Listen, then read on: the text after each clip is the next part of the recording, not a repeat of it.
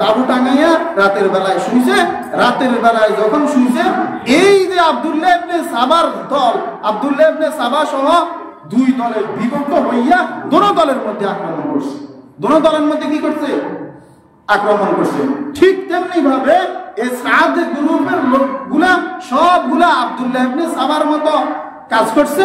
এরা হলে আস্তা মুনাফিক, জাতের অন্ধকারে টঙ্গীর ময়দানে এরকম অসংখ্য অগণিত আব্দুল্লাহ ইবনে সাবার মতো, আব্দুল্লাহ ইবনে সাবা যেরকম সাহাবায়ে আজমাইনদের উপর রাতের অন্ধকারে, অন্ধকার রজনীর মধ্যে আক্রমণ করে 10,000 সাহাবায়ে আজমাইনকে শেষ করে দিছে, শহীদ করে দিছে। তার মধ্যে আশারায়ে মুবাশশারা দুইজন সাহাবী, জুবাইর রাদিয়াল্লাহু তাআলা আনহু, তালহা রাদিয়াল্লাহু তাআলা আনহু জান্নাতের সার্টিফিকেট প্রাপ্ত।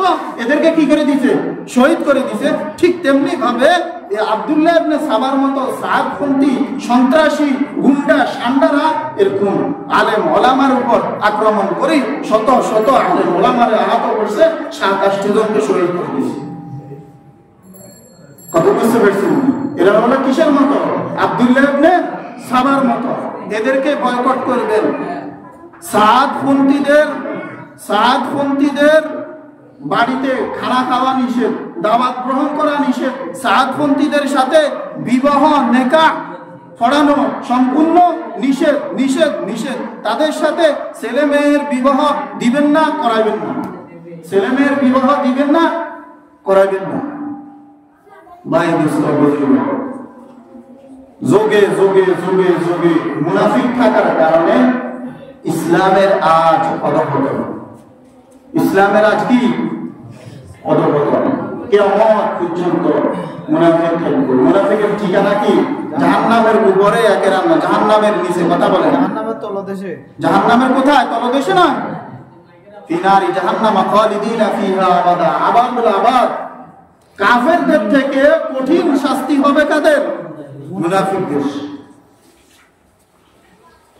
16 বছর দাওয়াতে তাবলীগের সারা বছর ডাইল পানি খাই, মুফতি মুহাদ্দিস হইছে, তারা কয় তুই চিল্লা লাগবে, 1 বছর সময় লাগবে। কথা বুঝতে পারছেন? তাতে 3 চিল্লা দি 6 চিল্লা লাগায় আয় মুফতি মুহাদ্দিসের সাথে, মুয়াজ্জিনদের সাথে, খতিবদের সাথে বেয়াদবি করে।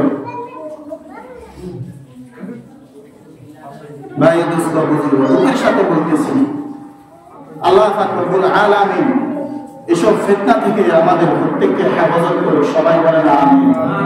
গত সপ্তাহে যে বিষয়বস্তু ছিল, ওই বিষয়বস্তুটা ইনশাআল্লাহ আল্লাহ পাক রব্বুল আলামিন যদি হায়াতে তৈয়বা দান করে আগামী সপ্তাহে বলবো। ওমা আলাইনা ইল্লাল